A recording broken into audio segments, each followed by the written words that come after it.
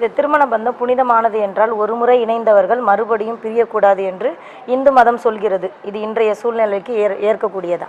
ஆனா அன்றைக்கு இருந்த மானம் ஆண் தான், பெண்ணும் பெண்ணும் தான். ஆனா மனநிலை மட்டும் அன்னைக்கு இருந்த நிலை இன்னைக்கு இல்லை. இன்னைக்கு அதே பெண் அதே ஆண், அன்னைக்கும் இதே பெண் அதே ஆண். ஆனா அன்னைக்கு இருந்த மனநிலை இன்னைக்கு இல்லை. ஏன்னா இன்னைக்கு நிஜ வாழ்வு வாழறதோட பகுட்டு வாழ்வு அதிகமாகி, இந்த பகுட்டு வாழ்வால பிரிவு அதிகமாகி போயிடுச்சு. பிரிவு அதிகமாகத்தால எல்லா கேஸும் கோர்ட்டில் உட்காந்துங்குது.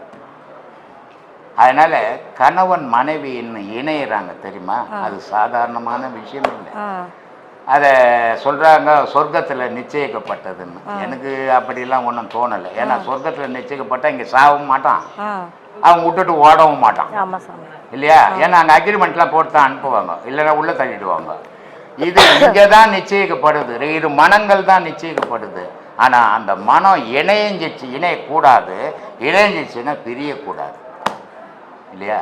அப்படி வாழ்ந்தால் அந்த வாழ்க்கை உன்னுடைய சந்ததிக்கு வழிகாட்டும், வரும் சமுதாயத்துக்கும் வழிகாட்டும், உன் சந்ததிக்கும் வழிகாட்டும், உலக சமுதாயத்துக்கும் வழிகாட்டும். ஆனா உன்னுடைய தவறால உன் சந்ததியும் கெடும், வருங்கால சமுதாயமும் கெடும்.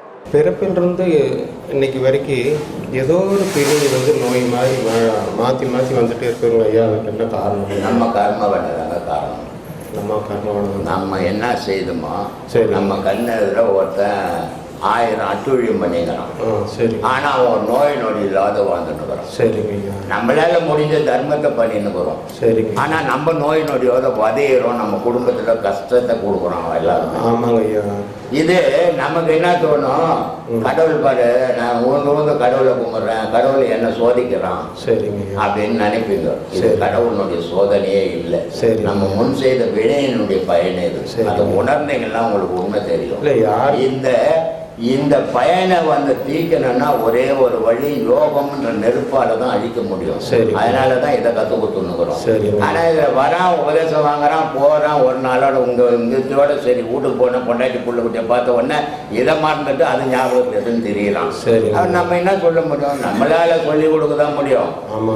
கரையாடுறது அவன் வேலை, அவன் கரையாடலன்னா நான் போலியன்னா நம்ம என்ன பண்ண முடியும், அவனை இட்டு போய் விட்டு வர முடியும். அதனால முடியாது. சொல்லி கொடுக்கறது நம்ம வேலை.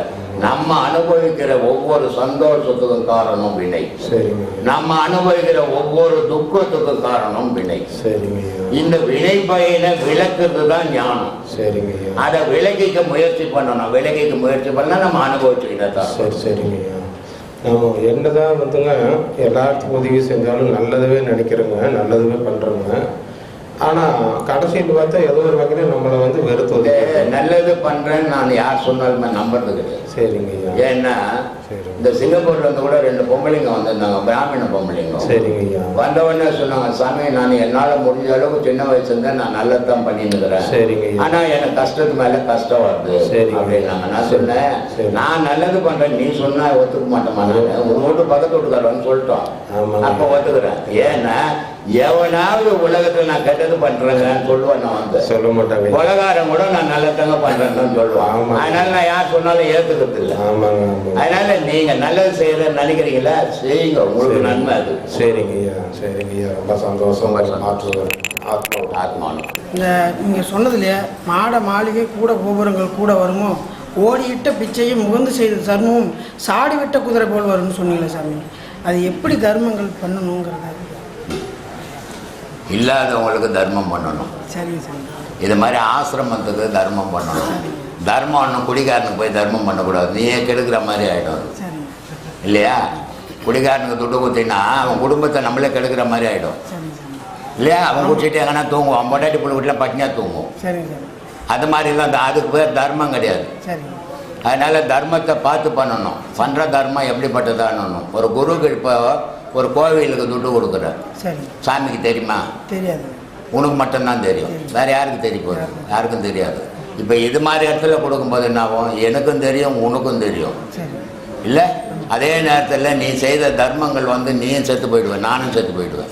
ஆனால் நீ செய்த தர்மங்கள் இந்த உலகத்தில் நிலச்சி நிற்கும், நிலச்சி நிற்கிற மாதிரி செய்யணும். அதுதான் தர்மம். நம்ம மறைஞ்சாலும் நம்மளுடைய உழைப்பு அழியக்கூடாது, இங்கே நிலச்சி நிற்கணும். அது பல ஆயிரம் பேருக்கு உபயோகப்படணும். அந்த மாதிரியான செயல்களெல்லாம் தர்மங்கள். சாமியே நீங்கள் சொன்ன ஒவ்வொரு வார்த்தைகளும் மனசில் ஆணி அடித்த போல இருக்குது சாமி. இது என்னால் ஒரு நாள் கூட பார்க்காம இருக்க முடியலைங்க ஐயா. ஐயா ரொம்ப ரொம்ப நன்றிங்க ஐயா. இன்னும் நீங்கள் 100 வருஷம் வாழணும் சாமி. நீங்கள் நான் வாழ்ந்து 100 வருஷம் வாழ்ந்தா நான் இழுத்துக்கு தான் இருக்கணும். இருக்கிறதுக்காக சாமியா நான் இப்போவே ஒரே ஒரு எண்ணம் தான் இருக்குது எனக்கு. அதான் வெளிநாடுக்கு சமையல் ரூமுக்கு டைனிங் ஹால் கட்டிட்டேன். வெளிநாடுகாரங்களுக்கு ரூப் மட்டத்தில் நிற்கிது பில்டிங்கு. சரிங்க சார். அதை கட்டி முடிக்கணும். இங்கே ஒரு கோபுரம் கட்டணும். இதை கட்டிட்டா அன்றைக்கே உயிர் போயிடுச்சுன்னா நான் கவலைப்பட மாட்டேன். இல்லை இல்லை, ஏன் சொல்கிறேன்னா ரொம்ப நாள் இருந்தானே எனக்கு என்ன வேலை இங்கே. கடவுள் இருக்கிறான்னு பேரறிவாளன் கடவுள். அஞ்ஞானி 100 வருஷம் வாழணும், நான் ஒன்றுமே இருக்க மாட்டான், பேனுக்கு இழுத்துக்கு நான் அங்கேயே தினமேலே உட்காந்துப்பான். ஆனால் நான் சாகக்கூடாது இருக்கணும்னுவோம். ஏன்னா அவன் அஞ்ஞானி. ஞானியினுடைய வேலை என்னத்தம்மா, அவன் எதுக்காக வந்தானோ அந்த வேலையை முடிஞ்சுட்டு தான் அவன் கிளம்பிடணும் கடவுள்கிட்ட. அதான் ஞானம். அதனால் சில வேலைகளுக்கு தான் செய்து உட்காந்துங்கிற எல்லாம் நான் கிளம்பிடுவேன். எப்போது கிளம்பிட்டு இருப்பேன். இன்னும் கிளம்பாத இருக்கிறதுக்கு காரணம் சில வேலையெல்லாம் செய்து வச்சுட்டு போனோம். அப்போ தான் பின்னாடி வரவங்க அதை பயன்படுத்திக்க முடியும். அதனால் செய்துன்னுக்கிறேன். என் வீட்டுக்கு செய்யலை, என் பிள்ளைங்களுக்கு செய்யலை, என் பொண்டாட்டிக்கு செய்யலை, என் பொண்ணுக்கு செய்யலை, உலக மக்களுக்காக செய்துன்னுக்கிறேன். நான் அது உபயோகப்படணுன்றதுக்காக. நன்றி சாமி. நன்றிப்பா. 7வது மாதம் உபதேசம் வாங்கிட்டு போனோம் கிட்ட. சரி. அங்கே வாங்கி போயிட்டு வீட்டில் அவங்க கூட சொன்னேன், இறந்துட்டாங்க 3 மாதம் ஆகுது. அவங்க உடம்பு சரியில்லாமல் இறந்துட்டாங்க. சரி. ஃபோட்டோலாம் மாட்டலை. எனக்கு அந்த ஃபோட்டோ மாட்டுற எண்ணம் இல்லை. சரி. இங்கே வந்தேன், உபதேசம் வாங்கினேன். சரி. போனேன். உங்கள் ஃபோட்டோவும் அவங்க ஃபோட்டோ ஒரே இடத்துல அதே நேரத்தில் மாட்டினேன். சரி. உங்கள் ஃபோட்டோ நடுவில் மாட்டினேன், அவங்க ஃபோட்டோ வெளியில் மாட்டினேன். சரி. இன்னி வரைக்கும் எந்த பிரச்சனையும் இல்லை. ஏன்னா எதுவுமே இல்லை மனசில். அவ்வளோதான், சந்தோஷமாக இருந்துட்டு போ. ஆனால் வாழ்ந்த வரைக்கும் லாபம் வந்துட்டு போய் இருக்கிற மாதிரி இருந்துட்டு போட்டோம். அதையும் போய் மாற்றணும், அதில் போய் என் கை வைக்கணும். ஆனால் அவ்வளோ ஃபோட்டோ மாட்டலை. ஒன்றே மாட்டுவான், நான் இருக்கிற மாதிரி இருந்துட்டு போட்டோம். நீ வாழற மாதிரி வாழு. வாழ்க்கையில் இறைவனை தேடு, அதான் வாழ்க்கை. இல்லை அவங்க இறந்தது அவங்க அப்பா பண்ணுங்க. அவங்க அப்பா இருக்கட்டும், உங்கள் அப்பா இருக்கட்டும், யார் அப்பாவாக இருந்தாலும் நீ தான் உங்கள் அப்பா தான். அப்பா இருந்தாரு, நீ காப்பாற்ற முடியுமா செத்தா? இல்லை நீ செத்த அப்பாவில் காப்பாற்ற முடியுமா? யாராலையும் யாரையுமே காப்பாற்ற முடியாது. நம்ம பிறந்துட்டோம், வளர்த்தாங்க, நன்றி விசுவாசத்தோடு இருக்கணும். அதுக்கு தான் சொன்னான், உப்பிட்ட வரை உயிரில்ல வரை நினையணும். உப்புன்னா என்ன, இவன் சோத்து போட்டுன்னு தூண்டுற உப்பை நினச்சிக்கணும். சோத்து போட்டுன்னு தூண்டுற உப்பு இல்லை. உப்புன்னா விந்துன்னு அர்த்தம். அந்த விந்துவை தந்தவன் தாய் தகப்பன். சாவர வரைக்கும் தாய் தகப்பனை மறக்காத வாழறோம் தான் உண்மையான பிள்ளைங்க அவங்க. அப்படி வாழற பிள்ளைங்களுக்கு சொர்க்கம் காத்திருக்கும். ஆனால் தாய் தகப்பனை கொடுமை பண்ணி நம்ம பிறந்துட்டோம், நம்ம திறமை, நம்ம வாழறோம், அவங்களால நமக்கு என்ன இனிமேல் ஆதாயம் நினைக்கிறவனுக்கு நரகம் காத்திருக்கும். அதனால தாய் தகப்பனை நினைச்சிக்கணும், வாழுங்க, சுகமாக இருப்பேன். கடவுள் கூட அதுக்கு அப்பாற்பட்டது தான். சரிங்க. இந்த நல்ல பாம்புலாம் அம்மன் மேலே எல்லா மேலேயும் அதெல்லாம் அம்மன் மேலே நல்ல பாம்பு, அதுக்கு இடம் இல்லைன்னா அது பாம்பு ஆடுது. அதனால உனக்கு வைக்கிறாங்கல்ல. புலி வந்தா என்ன பண்ணும்? முருகருக்கு மட்டும் கீழே பாம்பு வர மாதிரி வரும். அதெல்லாம் நிறைய காரணங்கள் இருக்குது. சும்மா வச்சில்ல பாம்பு, வேலு, மயில் எல்லாம் காரணத்தோட அறிவாளிங்க வச்சுக்கிறவங்க. அதனால காலாண்டக்கிட்ட சிவபெருமானுக்கு உடம்பெல்லாம் பாம்பு கட்டின்னு தெரியுறாரு. பெருமாள் பார்த்தா பாம்பு மேலே பார்த்து தூங்குறாரு. பெட்டு கிட்டு கிடையாது அப்போல்லாம். இப்போ தானே பெட்டெல்லாம் தைக்கிறாங்க, அப்போ பெட்டு கிடையாது. அதனால பாம்பை பெட்டாக போட்டுன்னு படுத்துக்கினாரு. ஒரு மெத்துனுக்கும் பாம்பு தொட்டு பார்த்துக்கிறதுல கொலன்னு இருக்கும். நிறைய பாம்பை சேர்த்து வச்சா பெட்டு மாதிரி ஆகிடும். அதனால அவர் பெட்டு மேலே படுத்து தூங்குறாரு. இந்த மாதிரி என்ன பண்ணாங்க, சிங்கத்து மேலே இந்த சவாரி பண்ணுறாருங்க. அதனால ஒவ்வொருத்தர் அவங்களும் பிடிச்சது போனாங்க. நமக்கு எதுவும் பிடி கிடைக்கலையா? ஒரு பாம்பும் கிடைக்கல, ஒரு புளியும் கிடைக்கல. நம்ம தரையில் உட்காந்து கடவுள் இருந்துட்டு போகலாம் விடு. சொல்லு. பசங்க படிக்கிறாங்க, 2 பசங்க தான், 2 பையன். ஏன் ஒரு 4 தான் பெற்றுக்கு இல்லைங்க, பையனை கூட்டணும். என்ன இருக்கிறத வச்சு என்ன காப்பாற்றுறதுக்கு வழி தேடு. 40 பேர்த்து வச்சு என்ன பண்ண போற? நான் கூட நினச்சின்னு இருந்தேன் ஒரு காலத்தில், நம்ம ஒரு 6-7 பேரில் பெற்றுட்டோம்னா இந்த கேட்டில் ஒரு புள்ள, அந்த கேட்டில் ஒரு பொருள் பிச்சை வந்தால் நம்மளை காப்பாற்றணும். ஆனால் அதை பெற்றுருந்தா நான் 4,00,000 போயிருப்பேன். அதனால் 2 புள்ள பெற்றுக்கினேன். போ.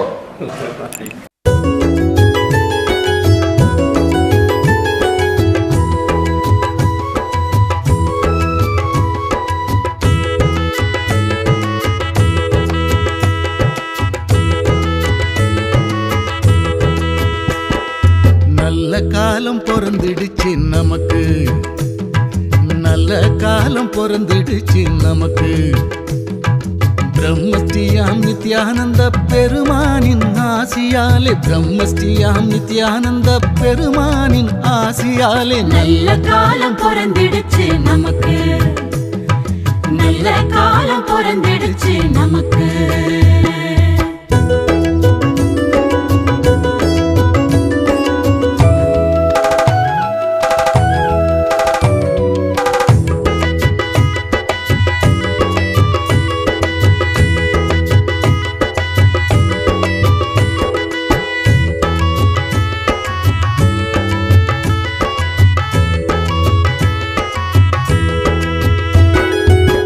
தேடி வந்தோம் உள்ளத்திலே திருப்பம் வந்தது, கூடி வந்தோம் குடும்பத்திலே குறைகள் தீர்ந்தது.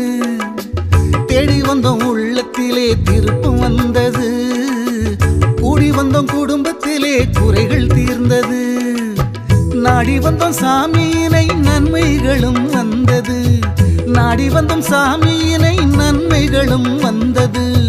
கோடி காலம் தவம் இருந்த பலனும் கிடைத்தது, கோடி காலம் தவம் இருந்த பலனும் கிடைத்தது.